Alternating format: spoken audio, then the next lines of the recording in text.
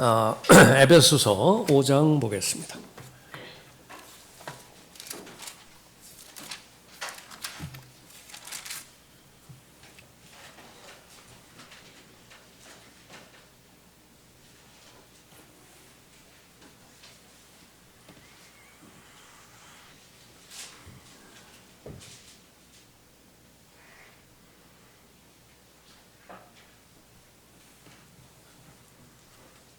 에베소서 5장 15절부터 18절까지 받을겠습니다. 그러므로 너희가 얼마나 정확히 행하고 있는지 주의하라. 미련한 사람같이 행하지 말고 현명한 사람같이 행하여 시간을 사서 얻으라. 이는 그 날들이 악하기 때문이니라. 이로 인하여 너희는 어리석게 되지 말고 주의 뜻이 무엇인지 이해하라. 술 취하지 말라. 그것은 방탕하는 것이니 오직 성령으로 충만하라. 현명한 사람이 되라라고 하는 제목으로 말씀드리겠습니다. 오늘 본문에 현명한 사람이 나오고 또 미련한 사람이 나오죠. 미련한 사람, 어리석은 사람, 성경에서도 많이 다루고 있는 그런 대상이기도 합니다. 우리말에 가까운 사람은 바보 같은 사람입니다. 많이 배운 사람, 똑똑한 사람 가운데 어리석은 사람이 있고요. 고린도전서 1장이 많이 나오죠. 이 세상 지혜를 다 가지고 있는데 그것을 대표해서 통치자의 지혜라 그렇게 말하고 있습니다. 그런데도 불구하고 하나님께서 똑똑하지 못해요. 현명하지 못합니다. 지혜롭지 못해요. 바보 같아요. 그래서 어리석은 자라 그렇게 말합니다. 우리가 사는 이 세상의 기준에서 부자 하면은 어리석다라고 하는 말과는 거의 관계가 없는 말이죠. 부자인데 어떻게 어리석다라고 하는 말이 연결될 수 있겠어요? 바보스럽다. 부자하고는 안 어울려요.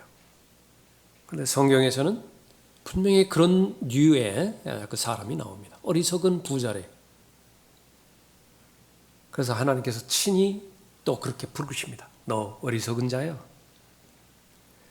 그런 말씀들을 하나님께서 기록하시고 또 가르치시는 목적은 그런 사람이 되지 말라는 것이죠. 그에 대조되어지는 사람이 지혜로운 사람이고 현명한 사람입니다. 그래서 오늘 본문 말씀에 나오는 현명한 사람, 지혜로운 사람, 하나님의 지혜가 있고 하나님의 지식이 있으면 또 그것을 지혜와 지식을 통해서 잘 적용한다라고 하는 것은 최종적으로 선택과 결정이 이제 가늠을 짓겠죠. 결국은 선택할 것이에요. 결국은 결정할 것입니다. 선택과 결정 바로 직전까지는 아무 일도 일어나지 않습니다. 무엇을 많이 배웠던, 무엇을 많이 보았던, 무엇을 많이 느꼈던 선택할 때 선택해야 되고 결정할 때 결정해야 되는 거죠. 다만 우리의 관심사는 그것이 올바른 선택과 결정이었느냐 아니면 잘못된 결정이었느냐. 그 잘못된 결정을 어리석은 결정, 어리석은 선택 그렇게 말하는 거죠. 그렇게 그런 그 과정들을 통해서 어리석은 사람인가, 현명한 사람인가, 지혜로운 사람인가 그것을 결정하는 것인데 그래서 우리에게는 지식과 지혜와 명철이 필요한 것입니다. 성령 하나님을 통해서 우리의 지성을 통해서 하나님의 뜻을 주로 하나님의 말씀을 통해서 우리에게 주시겠죠. 그러나 말씀 이외에도 얼마나 많이 있습니까? 우리가 삶을 살아가는 데 있어서 그것을 바로 지혜의 영으로 계신 성령 하나님의 도움을 받아서 내 영이 성령 하나님께 복종할 때, 순종할 때에 우리는 일치가 되는 것입니다. 주님의 영과 일치가 되어지죠. 그래서 주님의 뜻이 내 뜻이 되고 주님께서 원하시는 결정을 내가 선택과 결정을 통해서 결정하는 것입니다. 주님께서 인정을 하세요. 지혜롭다고, 현명하다고. 그런 사람이 되기를 바라는 것입니다. 어떤 사람인가? 두 가지로 살펴보죠. 첫 번째로는 현명하게 행하는 사람, 시간을 사서 얻는 사람입니다. 시간을 사서 얻는 사람이라. 15절 보십시오. 그러므로 너희가 얼마나 정확히 행하고 있는지 주의하라. 미련한 사람같이 행하지 말고 현명한 사람같이 행하여 시간을 사서 얻으라. 이는 그 날들이 악하기 때문이니라.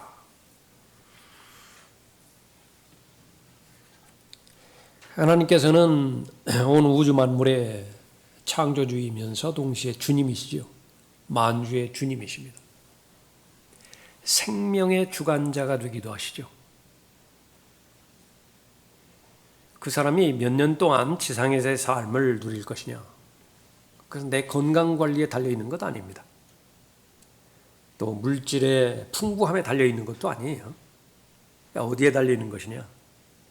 가장 객관적인 기준과 객관적인 평가, 다시 말하면 절대적인 진리, 다시 말하면 누구에게나 적용되어질 수 있는 진리의 기준, 진리의 표준에 의하면 하나님께 달려있어요. 그래서 우리는 주기적으로, 정기적으로 고백을 해드립니다. 생사화복, 그것은 하나님께 달려있다. 실제로는 하나님께서 그 모든 것들을 주관하고 계시는데 하나님의 그 역사를 그대로 하나님의 뜻과 하나님의 과정 가운데서 하나님의 선한 뜻으로 결론 맺기 위해서는 우리에게 요구되어지는 것이 있는데 순종입니다. 하나님의 뜻에 순종해 드리는 거죠. 그러니까 제일 먼저 하나님께서 가치 있게 여기시는 것에 대해서 내가 동의할 수 있어야 됩니다. 하나님께서는 무엇을 가장 귀하게 여기시는 것이냐? 그것은 바로 시간과 기회이고요. 조금 더 나가면 경험입니다. 시간과 기회와 경험이라. 이 부분을 위해서 우리는 자신을 관리하는 것이고 돈을 부지런히 버는 거예요. 목적은, 돈 버는 목적이 뭐냐? 건강 관리하는 목적은 무엇이냐? 사람들과의 관계를 잘 유지하는 것은 무엇이냐? 바로 그런 하나님께서 소중하게 여기시는 것을 나도 소중하게 여기는 것이기 때문에 그렇습니다. 그러면 정확히 행하는 거예요. 정확히 행하는 것입니다. 이게 우리가 주의하는 것이고요. 하나님을 기쁘시게 해드리는 사람이 바로 성공한 사람이고 존재의 의미를 명확하게 하는 사람인데 그것은 바로 시간을 얼마만큼 사서 얻느냐에 현실적으로 달려있죠. 그 사람을 섬기고 싶은데 공경하고 싶고 또 봉양하고 싶은데 시간이 없어요. 시간이. 참 안타깝죠. 또 하나는 이제 현실적으로 돈이 없어요. 그건 마음뿐입니다.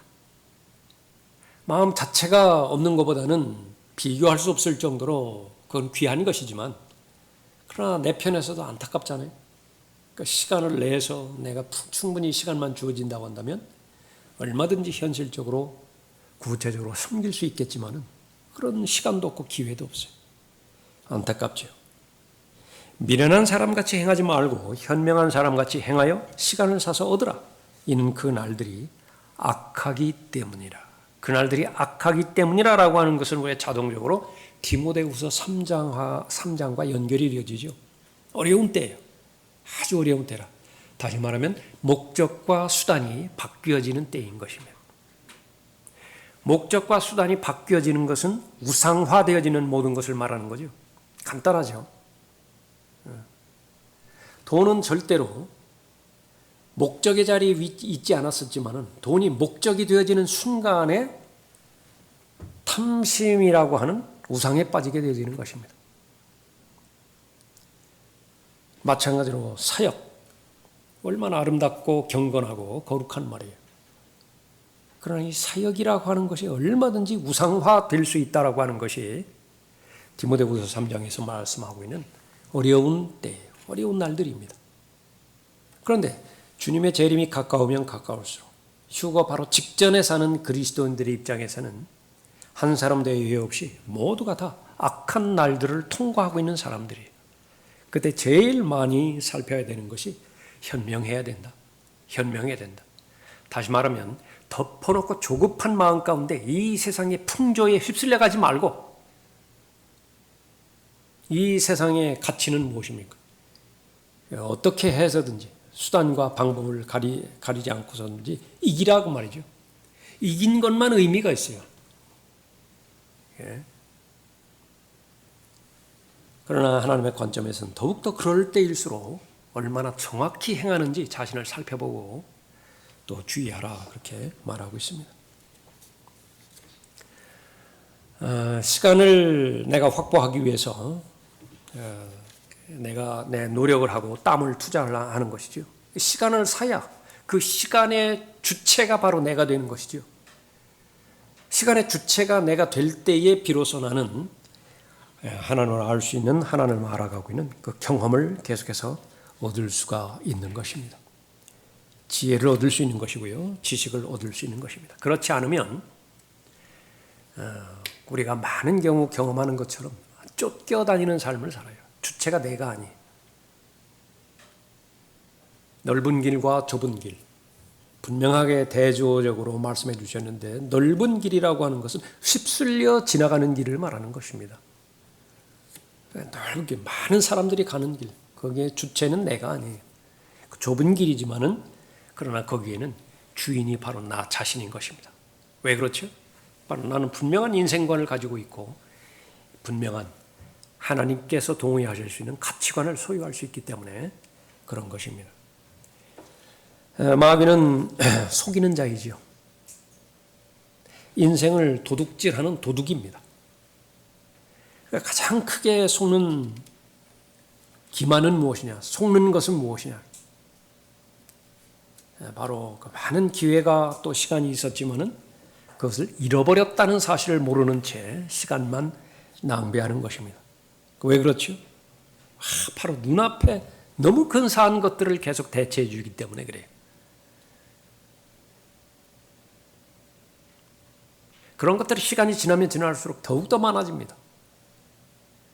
요즘의 우상 가운데 하나는 엔터테인먼트예요. 즐길거리입니다. 오락입니다. 아주 모든 사람의 손에 쥐어져 있는 핸드폰. 이건 뭐 마귀가 이용하려고 할 때는 너무나 탁월한 그런 그 물건으로 자리 잡혀야 되어 있습니다. 온통 시간을 거기에다 쏟아붓게 만들고 그리고 나서 마귀는 반드시 주는 것이 씁쓸함이죠. 허무함이죠. 그 만족을 영원히 주지 않는다고요. 시편 90편 22절에서는 그러므로 우리에게 우리의 날들을 세도록 가르치시어 우리의 마음이 지혜에 이르게 하소서.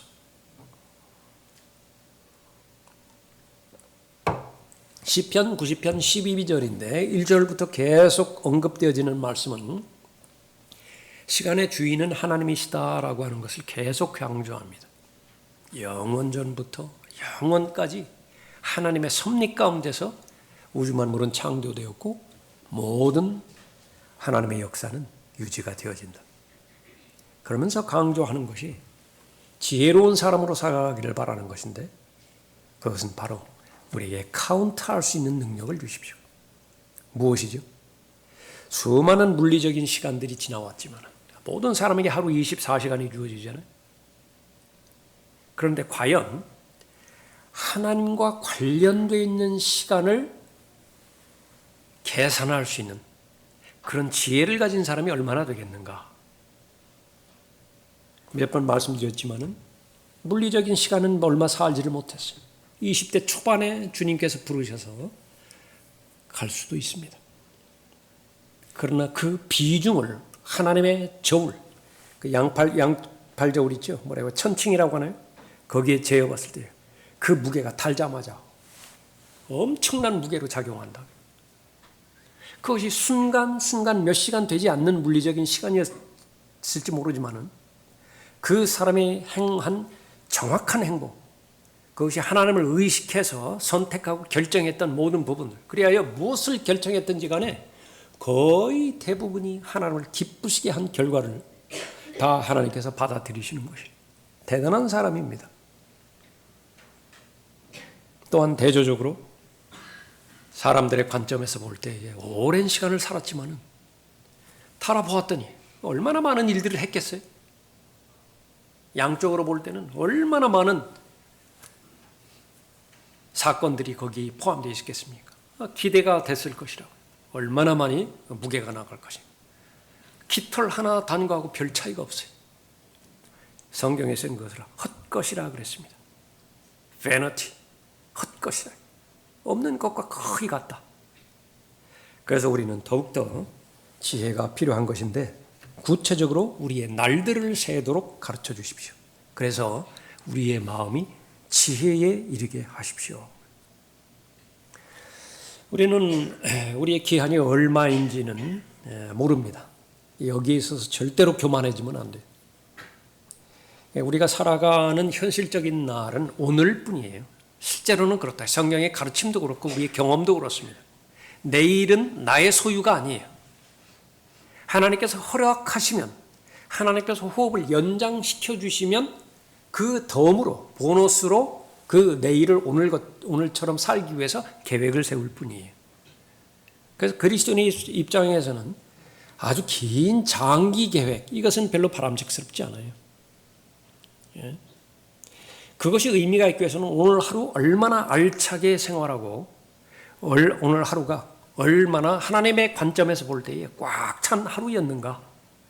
그렇게 될 때에 단기 계획, 중기 계획, 장기 계획, 그것은 의미가 있는 것이죠. 예.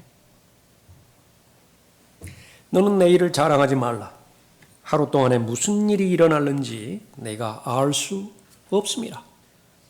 잠언 27장 1절 말씀이죠. 이것이 사실이라고 한다면 내일을 자랑하지 말라 명령하셨으니까 자랑하면 안 돼요. 다시 말하면 오늘이 마지막이구나. 내게 주신 최상의 날이구나. 그렇게 인정하고 또 하나님께서 허용하신 지혜 가운데서 동행하여 걸어가는 것이 정확히 행하는 것입니다. 주의하는 것이에요. 예. 그러므로 내일을 위하여 염려하지 말라. 여기도 명령하셨어요. 내일을 위하여 염려하지 말라. 마귀에게 틈을 주지 말라라고 하는 것은 염려하지 말라라고 하는 말과 동일어예요. 염려라고 하는 틈이 있어야 마귀는 비집고 들어오게 되지는데 하나님은 분명하게 말씀하십니다. 그 틈을 주지 않을 수가 있어요.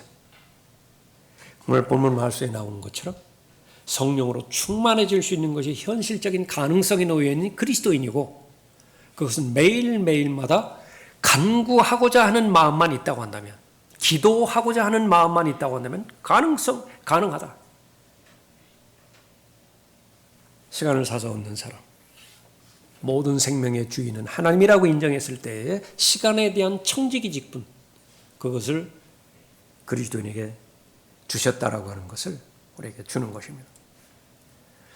형제들아 내가 이것을 말하노니 때가 얼마 남지 않았으니 이제부터 아내가 있는 사람들은 없는 것 같이 하며 또 우는 사람들은 울지 않는 것 같이 하고 기뻐하는 사람들은 기뻐하지 않는 것 같이 하며 또 물건을 사는 사람들은 소유하지 않은 것 같이 하라.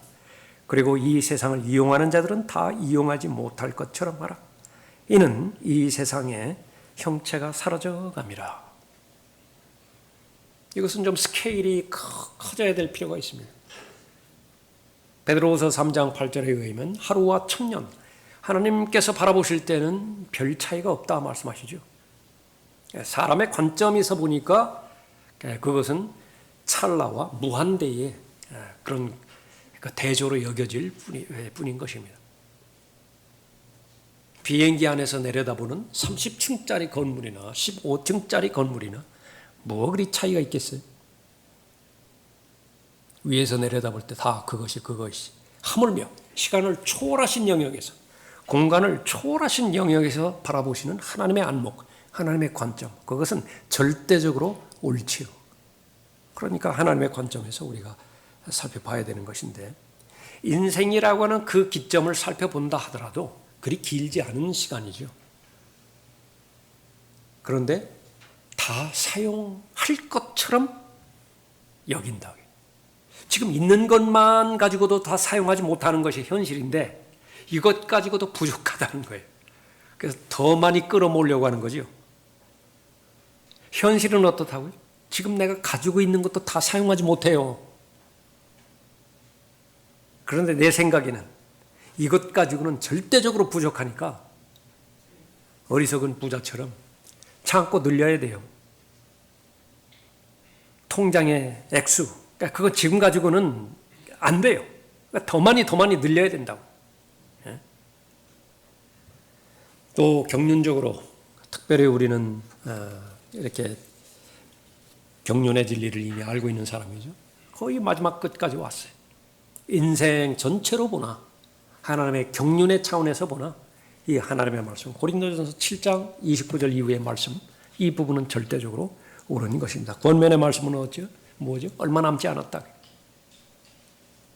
그러면 어떻게 해야 되는 것이냐? 더욱더 시간을 사서 얻는 데에 주의하고 최선을 다하라. 다시 말하면 계속 우리가 강조했던 우선순위입니다. 아내에 대한 명령이 얼마나 구체적으로 잘 나와 있습니까? 그걸 하지 않으면 어떻게 되는 것이냐? 그러니까 불순종한 자예요. 그 가장 기본적인 의무를 다 하지 않고 무슨 하나님을 위해서 위대한 야망을 품고 민족이니 국가니 이런 거대한 담론에 휩쓸려 가지고 아무것도 아닌데 무언가 된 줄로 여기는 사람 지금 길길이 날뛰고 있답니다. 아무 의미가 없어요. 다른 사람에게 보이기 위한 수작일 뿐입니다. 남편에 대한 의무 역시 마찬가지죠. 명령 마찬가지였다. 가정이면 가정, 교회면 교회 소중하게 다 언급하고 있는 것인데 문제는 마귀가 공격할 때 그 경계선을 넘어버리게 만드는 거예요. 이것은 고도의 수법이죠. 그 결과 어떻게 되는 것이냐? 얼마 남지 않은 이 기간을 무용지물로 보내버리게 만드는 것입니다. 아내가 있는 사람은 없는 것 같이 하라 그렇게 말했죠. 아내를 죽기까지 자신의 목숨을 다해서 사랑하는 것인데 그러나 절대로 넘어서는 안 되는 것이 아내가 우상이 되면 안 돼. 아내에게 흠뻑 빠지면 안 된다. 이건 역으로도 말합니다. 아내에게도 동일하게 적용되어지는 그런 부분이에요. 부인과 처녀와는 차이가 있느니라. 혼인하지 아니한 여자는 주의 일을 염려하여 몸과 영을 다 거룩하게 하지만 혼인한 여자는 세상에 속한 일들을 염려하여 어떻게 하면 남편을 기쁘게 할까 함이라. 목적이 하나님을 기쁘시게 하는 것보다 남편을 더 기쁘게 한다. 하나님을 기쁘시게 하는 것보다 아내를 더 기쁘게 한다. 그런 마귀의 공격에 걸려 넘어지게 되어지는 것입니다. 그리스도인의 삶은 단순해요. 하나님을 기쁘시게 해드리는 삶입니다. 내가 볼 때에 성경적으로 다시 말하면 진리죠. 교리적으로 내가 생각하고 내가 선택하고 결정하는 것은 그 결과는 하나님께서 기뻐하시는 것이다. 어렵지 않아요. 성경에 나와 있으니까.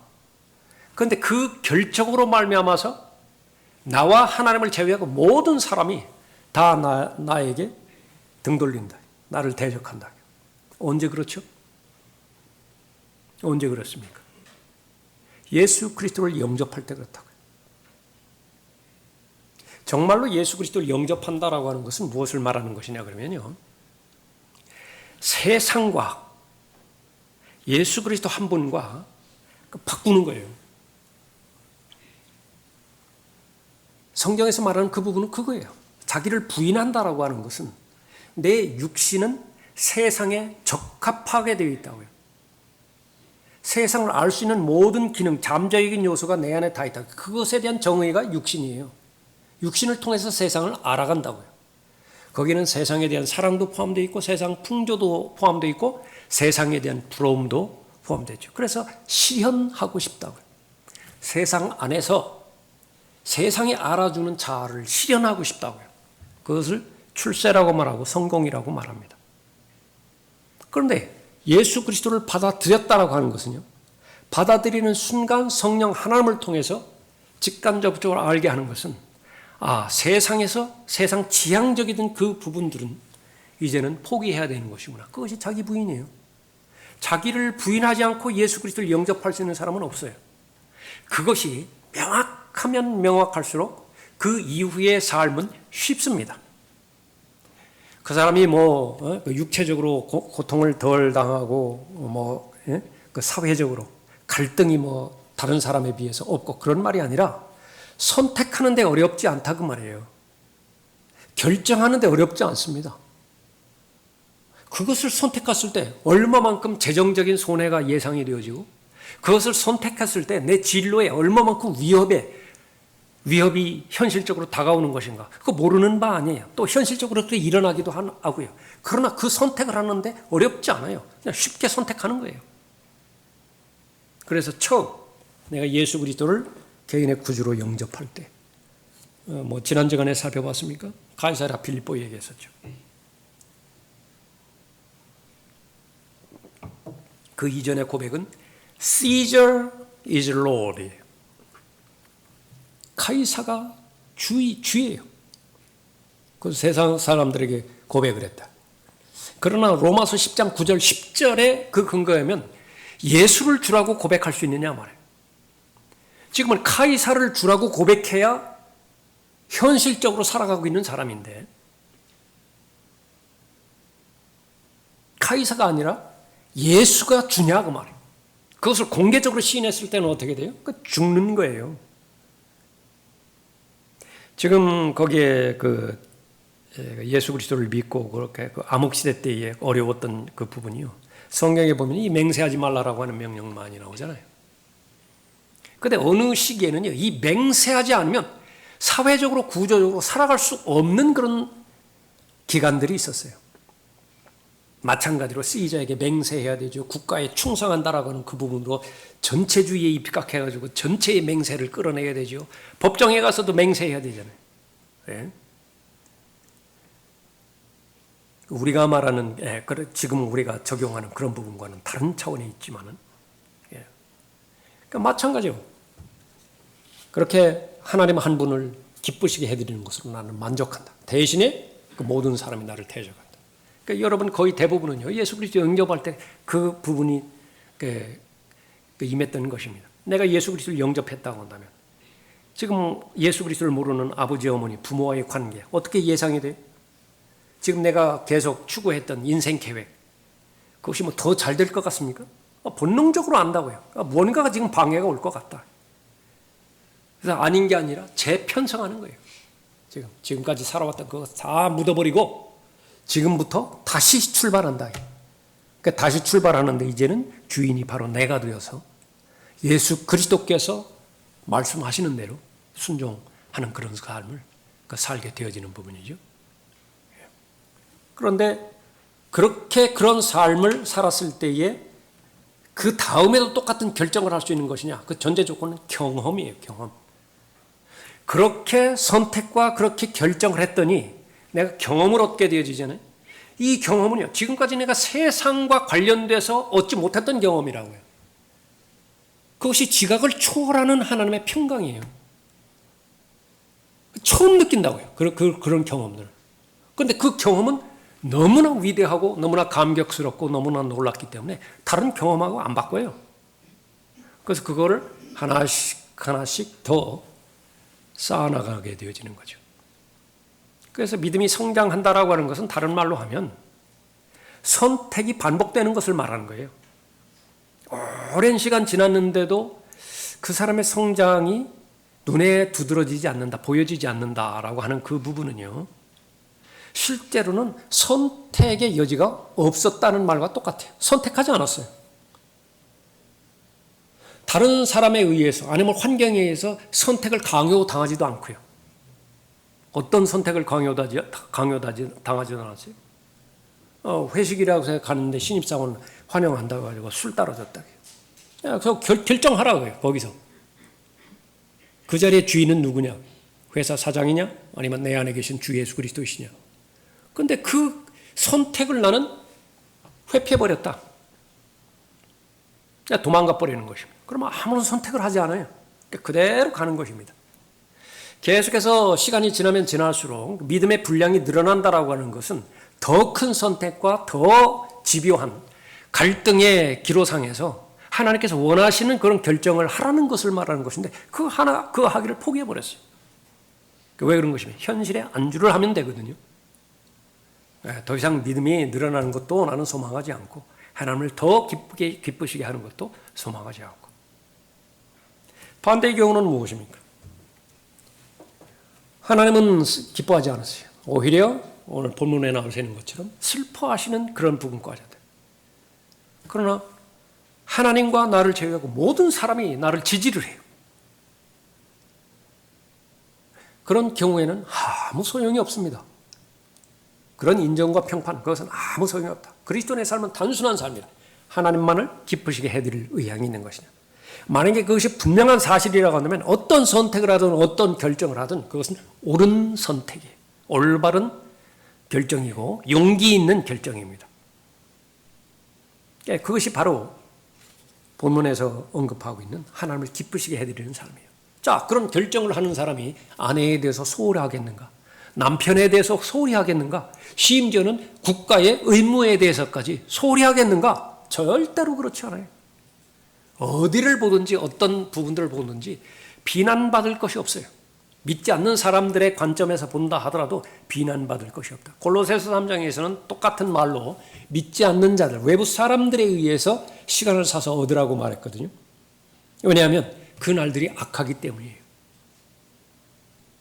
그러면 다른 사람들이 우리를 바라보는 관점은 어떤 것이냐? 둘 가운데 하나입니다. 우리가 제대로 믿어요? 그럼 라카면 목사님이 말씀하셨듯이 광신자 취급을 해요. 그건 성경 어디의 경륜이나 마찬가지입니다. 그러나 그걸 피해가려고 해요? 그럼 본인들도 알아요. 아, 저것도 가짜구나.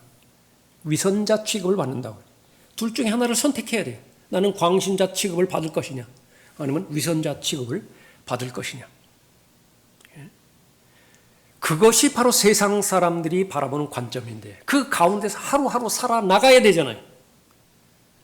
삶을 영위해 나가야 되잖아요. 우리 현실이지 않습니까? 두 발을 딛고 죄 없이 어떻게 가능한가요?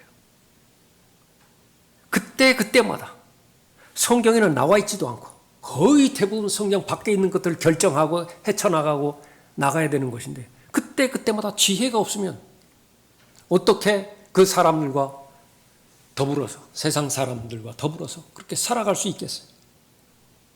그렇기 때문에 그 악한 날들이기 때문에 더욱더 지혜가 필요한 것이고 정상적인 그리스도인으로서 살아가기 위해서 또 우선순위가 필요한 것입니다. 너희의 절제가 모든 사람에게 알려지게 하라. 주께서 가까우시니라. 그리스도인이 받아야 되는 훈련 가운데서 하나가 바로 이 절제를 훈련해야 됩니다. 선을 넘어가지 않는 것. 지혜가 반드시 필요하죠. 그래서 하나님의 말씀을 보는 것으로부터 시작해서 내가 읽고 있는 하나님의 묵상을 심도 있게 묵상해내야 됩니다. 언제까지 묵상해야 되죠? 그 말씀이 힘이 되어서 내가 그 회사 일과 관련돼서 결정을 하는데 그 말씀이 힘을 줘야 돼요. 거기까지 하나님의 말씀이 영향력을 발휘할 수 있도록 그렇게 내가 말씀으로 말씀의 사람이 되어야 되는 것이죠. 또 물건을 사는 사람은 소유하지 않은 것 같이 하라. 어떤 사람이 말을 했습니다. 냉장고에 먹을 것이 있고요. 비 오면 피하고 비 오면 비 맞지 않고 피한다 그 말이에요. 피하고 여름에 입을 옷, 겨울에 입을 옷 그렇게 갖춰져 있고요. 그렇게 되어진다라고 한다면 세계 인구의 70% 그 위에 드는 것이라고. 내가 영적으로 어려울 때마다 지혜로운 방법 가운데 하나는 무슨 지금 안병동이라든지 이런 데 방문할 기회에 있으면 한번 들여다봐야 되는데 방문해 봐야 되는데 여건이 없어서 못 봤죠. 그러면 그때를 아주 그냥 적극적으로 우선순위 1번에 놓고 방문을 해보는 거예요. 소아암병동이라든지요. 10살도 되지 않은 애들 머리 이렇게 다 깎고 이렇게 그 환자로 이렇게 누워 있는 거 보고. 그것은 적극적인 영적 회복의 도움은 아니지만은 우리는 적극적으로는 하나님의 말씀으로 인해서 힘을 얻는 것이지만은 그러나 도움이 된다고요. 왜 그렇습니까? 내가 객관적으로 나를 평가하는데 실패해버렸으니까 내가 얼마만큼 많은 것을 누리고 있고 또 얼마만큼 안정된 위치에 있는 것인지 내가 몰라요. 그래서 인정을 하지 않는다고요. 그런데 그 사람들의 관점에서 보면 정말로 별거 아닌 거 가지고서 마음이 무너져 가고 있는 거예요. 마치 세상을 다 잃어버린 것처럼 그렇게 낙담하고 있다고요. 그럴 때 정신 차리게 하는 것은 내가 봐야 될 것을 보는 것이죠. 그것을 확대해 보면 지금은 80억 명이라고 하는데 그 80억 명 중에서 정말로 냉장고에 먹을 것이 언제든지 들어있고 더위 피할 수 있고 또 추위 피할 수 있는 법이고 더 나아가서 한 걸음 더 나아간다고요. 더 나아가서 내가 가고 싶은 때 간다고요. 짤막한 1박 2일이라든지 3박 4일이라든지 여행 이런 게 갈 수 있죠. 내가 그 마음만 먹으면 그렇게 할 수 있다고요. 더 나아가서 거기 한 걸음 더 나가자고요. 더 나가서 내가 글을 읽으면 그것이 무슨 말인지 내가 이해가 간다고요. 그렇게 되어지면 상위 15%에 드는 사람, 세계 전체 인구의 15%에 드는 사람입니다. 그래서 제일 죽는 소리 하죠. 제일 앓는 소리 한다. 그런데 마찬가지로 시간을 사서 얻는 것, 거기에는 바로 시간에 대한 청지기 직분과 또 물질에 대한 청지기 직분, 하나님의 직접적인 말씀이니까 그건 다시 한번 우리가 확인하고 받아들이는 것입니다. 또 물건을 사는 사람들은 소유하지 않은 것처럼 하라. 좋은 집 주셨어요. 감사한 거예요. 좋은 차 주셨죠. 감사한 거예요. 좋은 물건들만 널렸다. 제가 전에 몇 번 말씀드렸습니다. 좋은 차. 제가 가지고 있는 정의를 가지면 거의 확실합니다. 좋은 차 조건 두 가지라고 그랬어요. 첫 번째 뭐라고 그래요? 할부 다 끝난 거. 빚이 질 수밖에 없지만은 가능하면 안 지는 것이 좋습니다. 빚은. 두 번째 좋은 차는 뭐라고요? 긁혔어도 마음 아파하지 않는 차. 어디 가다 마치 긁혔다. 계속 생각나고 마음고생하고. 차뿐이겠어요? 옷도 마찬가지입니다. 제가 가장 좋은 옷, 어떤 옷이냐? 우선 맞는 옷이지요. 그 다음에 어디 식당에 가서 무슨 좀 묻었다고 해서 아내한테 심하게 혼나지 않는 옷. 구겨져도 괜찮고 좀 먼지가 좀 묻어도 괜찮고. 예? 하나의 농으로 드리는 말씀이지만은 모두가 다 잠정적인 것이다라고 하는 것을 말씀하고 있는 것입니다. 현명한 사람, 그 생각에 가까우면 가까울수록 현명한 삶을 살 수 있다. 나는 이거 빌려 쓰는 것이다. 렌트한 거에 다 렌트한 거라고요. 기간이 있을 거 아니겠어요? 그 기간 지나면 돌려줘야죠, 주인한테. 그 기간 찼을 때가 언제라고요? 시편 90편 12절에 의하면 시간에 주인께서 돌려달라고 할 때예요. 그 통지서가 어떻게 오는 것입니다. 사망 선고서예요. 지금까지 그렇게 잘 썼지? 애썼어. 그럼 내려가서 좀 쉬어. 내려가서 쉰다는 것은 어디요? 땅 밑에 가서 쉬우라고 말해요. 그것이 매장을 하든 화장을 하든. 그것만큼은 안 하려고 발악을 하죠. 발악을 한다고요. 이거 안 됩니다. 안 가겠습니다. 아니야, 가야 돼.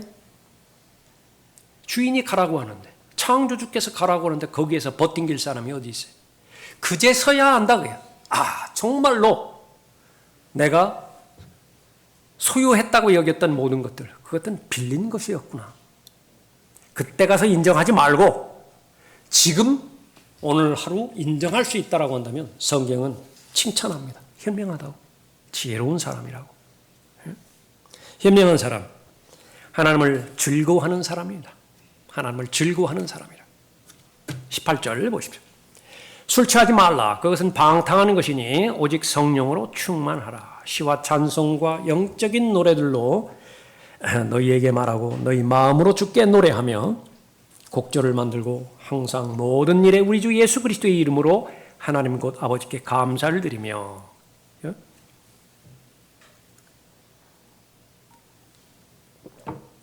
시간을 사서 얻는 데 가장 방해가 되는 것은 죄 짓는 것입니다. 지금까지 애써서 새벽 시간 얻었어요. 시간 5분, 10분 이렇게 관리해가지고서 오늘 하루 살아가는 데 있어서 30분이나 더 확보했어요. 다른 날보다. 근데 한번 죄 지어버렸습니다. 그러면 그 5분, 30분, 1시간 이렇게 했던 것이요. 반나절 다 날아가 버린다. 반나절. 그러면 그거 괜찮은 거예요. 하루 전체가 다 죄로 점철된, 잃어버린 날이 돼버리는 거예요.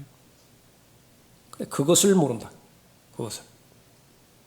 그것을 방지하게 해주는 것이 하나님의 통제를 받는 것입니다. 하나님의 영의 인도함을 받는 것이고, 내 생각만 하나님의 생각과 주의해서 의식해서 하나님의 생각에 일치시켜 드린다라고 한다면 하나님은 보장하는 거예요. 하나님은 자신 있게 말씀하는 것입니다. 틈 극복할 수 있다. 그것이 염려였든 시험이었든 유혹이었든 아니면 세상에서 포기한 중독이었든 상관없어요. 계속해서 기도를 강조하고, 그것도 특히 개인적인 기도인 골방의 기도를 강조하는 것은 하나님의 말씀을 집중해서 보면 볼수록 그것이 본질이기 때문에 그런 것이, 성령 충만의 본질. 그것은 우리는 교리를 잘 알아야 됩니다. 성령 충만의 결과가 바로 본문에서 언급한 것처럼 우리들의 입술의 열매가 나오죠. 마음의 변화를 통한 삶의 열매까지 성령의 열매가 나오죠. 그런데 그렇게 나오기까지 가장 처절하게 투쟁해야 되는 것은 바로 마음과 생각과 또 우리의 영의 영역에 속한 이런 죄와의 투쟁입니다. 죄와의 싸움인 거예요. 이것이 어디에서 일어나는 것이냐? 부지런히 하나님의 도움을 요청하는 것입니다. 다른 사람에게는 말 못해요. 가장 최상위의 친구 단계가 뭡니까? 처음부터 그런 친구는 없어요. 발전입니다. 그러니까 처음에는 인사를 주고받죠. 아래층에 사는 분이잖아요. 그 두 번째 만났어요. 세 번째 엘리베이터에서 만났다고요. 그냥 안녕하세요 이렇게부터 시작되는 거예요. 그 다음에 관계가 좀 지속이 됐죠. 그러면 상대방에게 유익한 정보도 줄 수 있습니다. 그러니까 어디 가세요? 이거 뭐 좀 사러 장에 갑니다. 저쪽에 상당히 크게 할인하던데요. 거기까지 가는 거예요. 그 정보까지 그렇게 주는 거예요. 계속 발전하죠. 제일 나중에는 어떻게 되는 것이냐? 자신의 약점을 말한다. 자신의 고충을 말하는 겁니다. 왜 그렇죠? 내 약점을 악용하지 않을 사람이라고 하는 신뢰를 받기 때문에 그러죠. 여기에 많이 실패하는 거예요, 사람들이. 사람이 그렇게 강한 존재가 아니에요. 자신의 유익을 위해서라고 한다면 얼마든지 그것을 이용할 수 있는 것이에요. 배신당하는 거죠. 그런데 엄격하게 말하면 본인 잘못입니다. 좀 이상한가요? 배신당했다 그러면 배신당한 사람의 책임도 커요. 성경에서 분명하게 말했죠. 사람은 신뢰의 대상이 아니라고. 그러나 다윗과 요나단 같은 관계가 있잖아요. 약점을 그렇게 분명하게 말한다. 그런데 정말로 신실하게 충성스럽게 그 약점을 보완해 줄 뿐만 아니라 적극적으로 도와주려고 하는 거예요. 사람 사이에서도 그런 관계가 있어요. 근데 그것을 무한 확장하세요. 위로 확장하세요. 하나님이라고요. 나보다 더 나의 약점을 더 많이 알고 계시는 분이시라고요. 그분께 내가 계속 말씀을 드리는데 말씀 드리지 못할 기회도 없고요. 말씀 드리지 못할 영역도 없어요. 지금 마음이 지금 어지럽습니다. 이 부분부터 말씀드리는 것이요. 지금 죄 짓고 싶습니다. 지금 죄를 지어야 될 것 같습니다. 그것까지도 말씀드리라고. 그래서 죄를 지었어요? 괜찮아요. 다음번에 또 하세요. 어디서부터 그렇게 잘못된 것이냐? 그것이 하나님을 믿는 거예요. 그것이 하나님을 신뢰하는 것이고. 성령 충만이라고 하는 것은 왜 하나님의 것들로 가득 채워지지 못하게 만들어지는 것이냐? 그 원인을 계속 일일이 하나님 앞에 아뢰는 것입니다. 우리에게는 예수 그리스도의 피가 있잖아요. 우리에게는 말씀이 있잖아요. 때로는 말씀에 의한 물로 깨끗이 씻어서 가능하게 하실 수도 있고, 예수 그리스도의 보혈로 흠뻑 담가서 정결하게 하실 수도 있고, 역시 마찬가지로 그것을 계속 경험해 나가야 돼요. 경험해 나가야 된다. 경험해야 돼요. 그렇게 될 때에 바로 하나님께서 아브라함을 친구라고 말씀하셨죠. 불러주셨죠. 하나님의 친구는 아브라함이었다고요. 뭔들 이야기하지 못해요. 마찬가지로 요한복음 15장에서 예수님은 우리들 보고 친구래요. 역시 마찬가지로 무엇을 말씀드리지 못하겠습니까? 다 말씀드리죠. 현명한 사람입니다. 그래서 일의 결과보다 무엇을 많이 이루어냈느냐, 업적을 했느냐보다 계속 우리가 강조했던 것은 바로 친밀함입니다. 내가 구원받았습니까? 구원받은 사람이 실수를 많이 할 수도 있어요. 실패를 많이 할 수도 있습니다. 그것에 대해서 정확하게 정립할 수 있어야 돼요. 그러나 실패할 때마다 구원받은 사람은 특징이 있는 것인데 내가 원하는 것은 왜 이루어지지 않고 원치 않는 것은 내가 계속해서 해야 되는 것이냐. 이것을 본인에게 계속 돌리는 거예요. 어디 말씀이죠? 로마서 7장 말씀이에요. 그 사람 구원받은 것입니다. 그런데 구원받은 것은 제일 처음에 언급되는 것이 확인되어지는 것이 경향이에요. 경향. 그런데 죄에 대해서 그렇게 민감하지도 않고 거룩함을 추구하는 데 있어서도 그렇게 목말라 하거나 그렇게 배고파하지 않는다라고 한다면 어디서부터 잘못된 것이냐? 처음부터 잘못된 거예요. 나의 목적은 하나님을 기쁘시게 해드리는 데 있지 않아요. 결국은 말은 그렇지 않지만 표현은 그렇지 않지만 내 야망 실현과 내 자아 실현이에요. 그래서 나는 하나님께서는 좀 슬퍼하신다 하더라도 대신 한 분 아니에요. 보이지 않는 분이잖아요. 그러나 내가 상대하는 많은 사람들로부터 인정과 평판을 받는다라고 한다면 그것이 더 나을 것 같아요. 그런 사람들이 정중한 말과 그럴듯한 언변을 무기로 써서 성경을 자료화시켜가지고 자아를 성취하는 것입니다.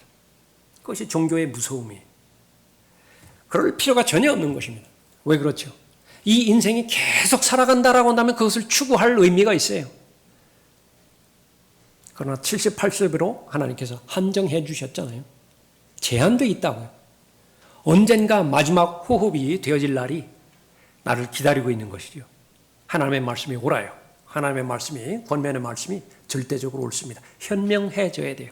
지혜로워져야 되는 것입니다. 탁월한 능력, 많은 이루어진 업적 성취, 그 이전에 나는 얼마나 개인적으로 하나님께 기울어져 있는 것인가, 하나님과 친밀한 관계에 있는 것인가. 어려움 당할 때마다 나는 체면 무릅쓰고 또 은혜의 보좌 앞으로 나서 그분 존전 앞에서 또 말씀드리는 거예요. 또 저질렀습니다. 또 저질렀습니다. 그러나 하나님께서는, 신실하신 하나님께서는 한계를 정하지 않으셨다 말씀하십니다. 술 취하지 말라. 그것은 방탕한 것이니 오직 성령으로 충만하라. 시와 찬송과 영적인 노래들로 너희에게 말하고 너희 마음으로 주께 노래하며 곡조를 만들고 항상 모든 일에 우리 주 예수 그리스도의 이름으로 하나님 곧 아버지께 감사를 드립니다. 소원이 뭐예요? 이런 삶이 이루어졌는데 더 이상 바랄 게 뭐예요? 주는 나의 목자시니. 그 다음에 어떻다고요? 그거 편할 때 지은 거 아니에요. 그러니까 왕위에 올라갔을 때 그거 지은 시 아니라고요. 계속 그 사울에게 쫓겨가지고서 그 죽음의 골짜기 제일 밑에까지 내려갔다고 그랬잖아요. 그거 고백하잖아요. 어디를 돌아본다 하더라도 다 원수예요. 자신을 죽이고자 목숨을 노리고자 하는 원수들인데 그 원수들의 면전에서 식탁을 마련해 줬잖아요. 그것도 부패식단을 마련해 줬다. 먹고 싶은 거 마음대로 먹으라. 그것이 바로 감사의 능력이고 감사의 힘인 것입니다. 자, 오늘 매주마다 우리는 모이는 모임이고 그러기 때문에 첫 기도 모임, 별 의미는 없지만은 그러나 의미를 부여하는데 그렇게 나쁘지 않죠. 올 한 해도 여러분들 그렇게 기도하십시오. 오늘 기도 제목 가지고 나오셨죠. 그 이전에 올 한 해가 하나님 보시기에도 현명한 사람이 되게 해 주십시오. 구체적으로 시간을 사서 얻기를 바란 것이고, 돈 버는데 온통 시간을 다 써버렸다. 안 돼요. 무엇 때문에 지금 돈 버느냐? 우리가 알아차려야 되는 것이죠. 건강관리, 체력관리. 그것만 하다가 다 인생 다 끝났다. 아니에요. 무엇 때문에 체력과 건강관리 하는 거예요. 그 부분들을 분명하게 알고 다시 한번 하나님의 관점으로 돌아가는 것입니다. 하나님께서 보실 때 복잡하게 생각할 것 없이 하나님을 기쁘시게 해드리는 단순한 삶을 살 수 있다라고 한다면 그것은 그야말로 성공한 삶이고 행복한 삶이다. 바로 눈앞에 있는 거 잘 다 이해는 안 가지만은 하나님을 믿으니까 하나님 그럼 내딛는 거죠. 내가 이런 선택과 이런 결정을 할 때 하나님께서 기뻐하시는 것이구나. 그래서 그렇게 한다. 하나님께서 보장해 주시는 것입니다. 그 마음은 하나님의 영으로 충만하게 채워주실 것이고 거기는 세상이 줄 수 없는 화평을 갖게 하는 것부터 시작해서 우리의 마음이 하나님을 즐거워하는 즐거움으로 계속될 것입니다. 그러한 여러분들이 되시기 바랍니다. 기도합시다.